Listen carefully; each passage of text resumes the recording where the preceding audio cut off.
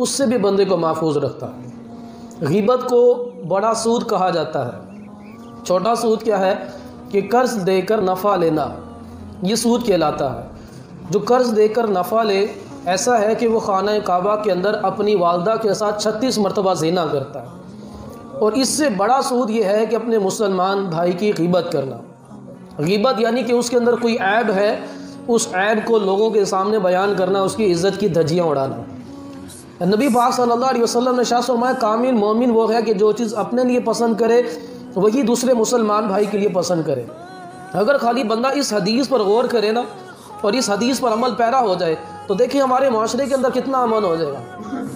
میں یہ نہیں چاہتا کہ مجھ سے رشوت لی جائے، تو پھر جب میں پھر کسی سے رشوت کا مطالبہ نہیں کروں گا۔ میں یہ نہیں چاہتا کہ میرے ساتھ دھوکہ ہو، مجھے ملاوٹ والا مال دیا جائے، میرے ساتھ جو ہے وہ زیادتی کی جائے۔ تو جب میں اپنے لیے یہ چیزیں پسند کر رہا ہوں تو اپنے مسلمان بھائی کے لیے بھی یہی پسند کروں۔ جب میں یہ چاہتا ہوں کہ میرے پیٹھ پیچھے لوگ میرا اچھا ذکر کریں، میری اچھائی بیان کریں، میری برائی بیان نہ کریں، تو میں بھی تو لوگوں کے پیٹھ پیچھے ان کی اچھائی ہی بیان کروں نا، میں ان کی برائی کیوں بیان کروں؟ مجھے یہی چیز پسند نہیں آئے گی جب مجھے پتہ چلے گا کہ فلاں لوگ جو ہیں وہ میری تعریفیں کر رہے ہیں، مجھے اچھا جان رہے ہیں، تو مجھے خوشی ہوگی۔ جب مجھے پتہ چلے گا کہ کچھ لوگ ہیں جو میری برائی کر رہے ہیں تو مجھے برا لگے گا۔ تو جب میں اپنی برائی کو پسند نہیں کرتا تو پھر میں دوسروں کی برائی کیوں کروں؟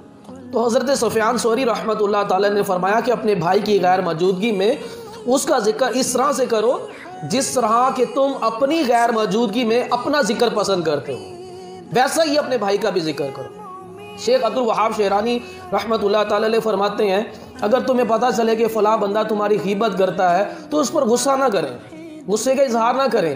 اس پر غصہ ہونے کی کیا ضرورت ہے؟ اس کی نیکیاں تمہاری طرف آ گئی، وہ تو تمہارا محسن ہوا، تو محسن پہ غصہ تو نہیں کرتے۔ جس نے تمہاری غیبت کی ہے اس سے نفرت نہ کریں، اس پر غصہ نہ کریں، کیونکہ اس کی نیکیاں جو ہیں وہ تمہیں ملی ہیں۔ ایک شخص نے حسن بصری رحمۃ اللہ تعالی علیہ کی غیبت کی، آپ نے کھجوروں کا ٹوکرا ایک پیکٹ بنا کر اس کے ہاں تحفے کے طور پر بھیجا اور اس کا شکریہ ادا کیا کہ تم نے غیبت کر کر اپنی نیکیاں میری طرف ٹرانسفر کی ہیں، تو میں نے یہ میری طرف سے تحفہ قبول کرے کہ تم میرے محسن ہو، تم نے مجھے اپنی نیکیاں دی ہیں۔ بڑا شرمندہ ہوا۔ تو یہ آسن انداز میں نفرت کو ختم کیا جاتا ہے۔ اگر غیبت کی کسی نے اور ہمیں پتہ چل جائے اور ہم غصے کا اظہار کریں، اس طرح نفرت کی بنیاد اور مضبوط ہوتی چلی جائے گی۔